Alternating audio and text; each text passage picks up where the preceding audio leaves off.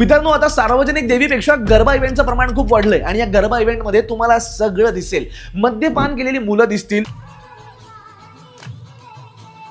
अर्धनग्न अवस्थेमध्ये मुली दिसतील, गरबाच्या नावाखाली काहीतरी विचित्र नृत्य करताना लोक दिसतील. एवढंच नाही तर अख्खी हुल्लडबाजी करताना पूर्ण युवा पिढी तुम्हाला तिथे दिसेल. तुम्हाला गरबा इव्हेंटला सगळं मिळेल, मात्र भक्ती आणि देवीचं अस्तित्व हे मिळणार नाही. मित्रांनो, नेहमी मी चांगलं बोललो आणि चांगलं जोडेल असंही नाही. माझ्या ह्या मनातली तळतळाट तुमच्यापर्यंत व्यक्त करायचं माझ्याकडे एकमेव माध्यम आहे आणि मला असं वाटतं की आपण दोघं एकाच वयाचे आहोत, त्यामुळे ह्या भावना तुमच्यापर्यंत कुठल्या तरी माध्यमातून पोहोचाव्या हाच माझा प्रयत्न असतो.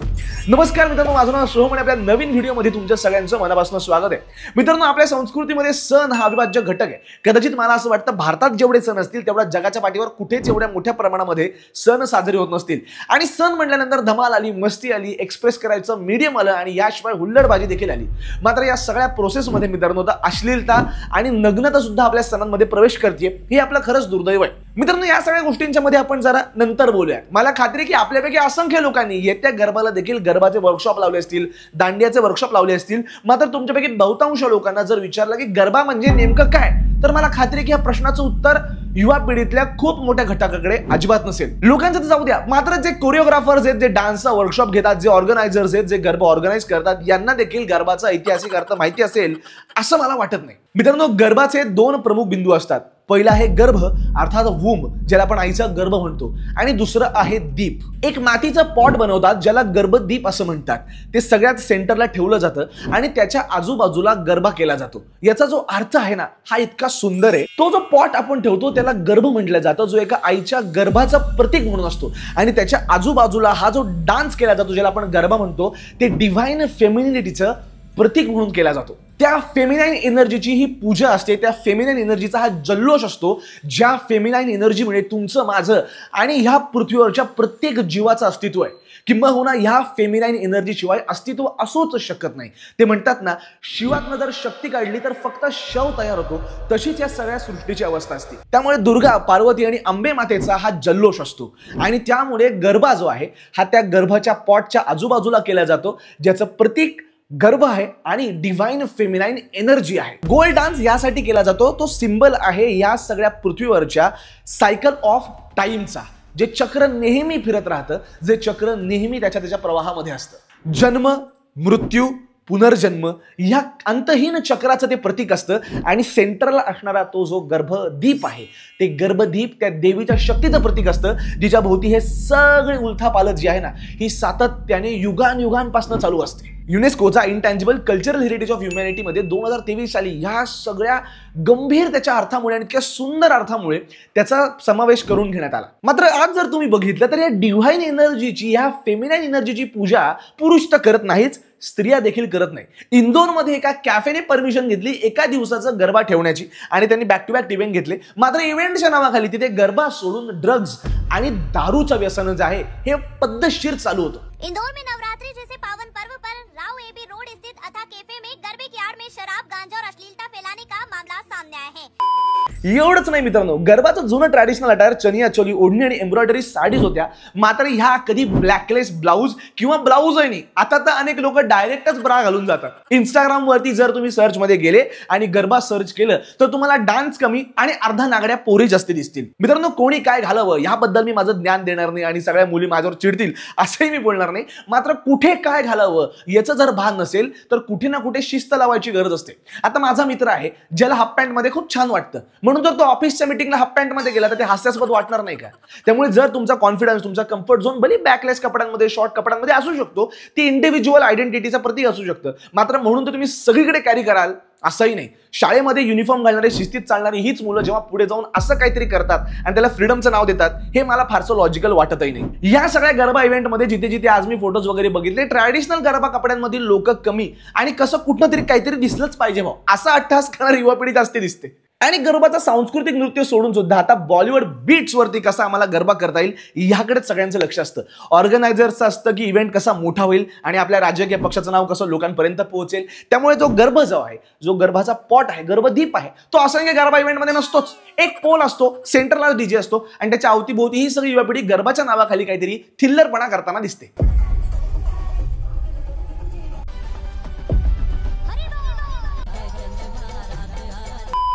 दांडिया देखील दुर्गा मातेच्या तलवारीचं प्रतीक होतं आणि महिषासुराचा जो वध केला ते जे युद्ध आहे ना, याला एक एक्सप्रेस करायचं माध्यम होतं. याशिवाय श्रीकृष्णाने देखील राजदांडिया जे आहे ही आपल्या गोपिकांना सांगितली असं देखील म्हणतात. मात्र दांडिया देखील आता लोक जी आहेत ही वेगवेगळ्या कपड्यांमध्ये वेगवेगळ्या बॉलिवूड गाण्यांवर खेळायला लागलेत.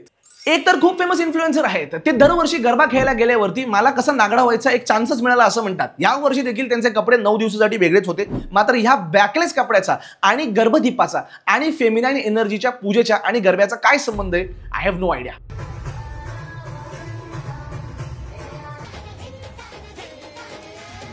एवढंच नाही तर काही देशातल्या भागांमध्ये जिथे नवरात्रला रामलीलेला पूर्ण गोष्ट साजरी करतात, रामलीला साजरी होते, तिथे देखील आता शूर्पणखा ही लक्ष्मणाला भेटायला आली आहे. तेव्हा देखील बॉलिवूड गाणं घुसून त्या शूर्पणखेकडनं लक्ष्मणासमोर डान्स करून घेऊन आणि प्रोएक्टिव्ह लिरिक्सच्या गाण्यांवरती याचं सगळं जे प्रतीक आहे हे साजरी करण्यात आलं. आणि लाजिरवाणी गोष्ट म्हणजे याच मुलांचे पालक समोर बसून टाळ्या वाजवत होते.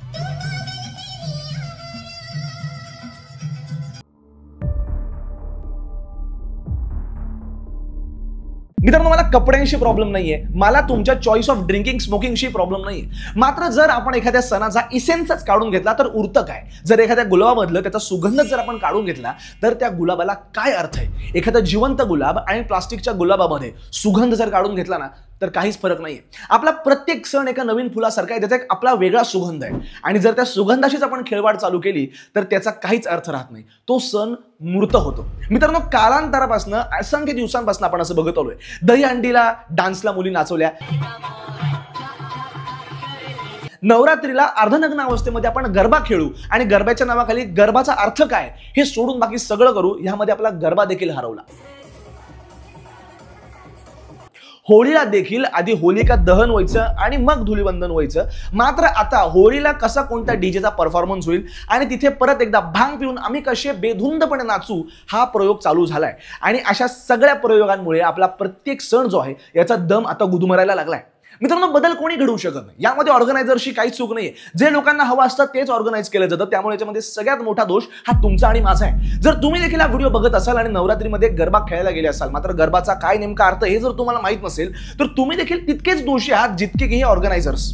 आणि मला अजून एक मोठा प्रश्न पडतो, आपली युवा पिढी जी देशामध्ये आता 65% आहे, यांना जर याचं महत्त्व कळलं नाही तर आपण येणाऱ्या पिढीला काय शिकवू हा एक फार महत्त्वाचा प्रश्न आपण स्वतःला विचारायची गरज आहे. मित्रांनो, गरबा हा सण, नवरात्री हा सण, देवीची पूजा, शक्तीची उपासना ही फार महत्त्वाची आहे. मी जसं व्हिडिओच्या सुरुवातीला देखील म्हणालं, शिवातनं जर आपण शक्ती काढून घेतली तर फक्त शव तयार राहतं. त्यामुळे हे सगळं ब्रह्मांड चालवण्यासाठी, हे सगळं विश्व जे आहे हे चालत राहण्यासाठी, याची निर्मिती होण्यासाठी एका स्त्रीची, एका फेमिनाईन एनर्जीची फार गरज आहे. मित्रांनो, लक्ष्मीपूजन असेल किंवा नवीन घर घेतल्यानंतर आपण लक्ष्मीची पावलं लावतो, हे सगळं प्रतीक आहे. हे सगळं जे आहे हे सांगतं की एका स्त्रीचं, एका फेमिनाईन एनर्जीचं किती महत्त्व आहे. मात्र मला खरंच लाज वाटते जेव्हा याच फेमिनाईन एनर्जीच्या ज्या प्रतीक आजच्या स्त्री आहेत ना त्या सुद्धा याचं गांभीर्य हरवून बसतात. आणि त्या पुरुषांची मला त्याहून लाज वाटते जे वर्षानुवर्ष जे आहेत हे सातत्याने स्त्रियांना अशाच प्रकारे दिशाभूल करून त्यांचा गैरफायदा घ्यायचा कसा चान्स मिळेल याच्याच तयारीत राहतात. हा व्हिडिओ मला तुम्हाला यासाठी सांगायचं होतं की पुढच्या वर्षी जेव्हा गरबा येईल तेव्हा त्याचं गांभीर्य ठेवून, तेव्हा त्या सणाचा इसेन्स जिवंत ठेवून बाकी सगळी मजा आपण करू, सगळ्या बॉलिवूड गाण्यांवर नाचू, धमाल मस्ती करू, मात्र त्याचा इसेन्स न हरवता. तुम्हाला व्हिडिओ कसा वाटला खाली मला कमेंट सेक्शन मध्ये सांगायला विसरू नका. भेटूयात आपल्या पुढच्या व्हिडिओमध्ये, तोपर्यंत काळजी घ्या.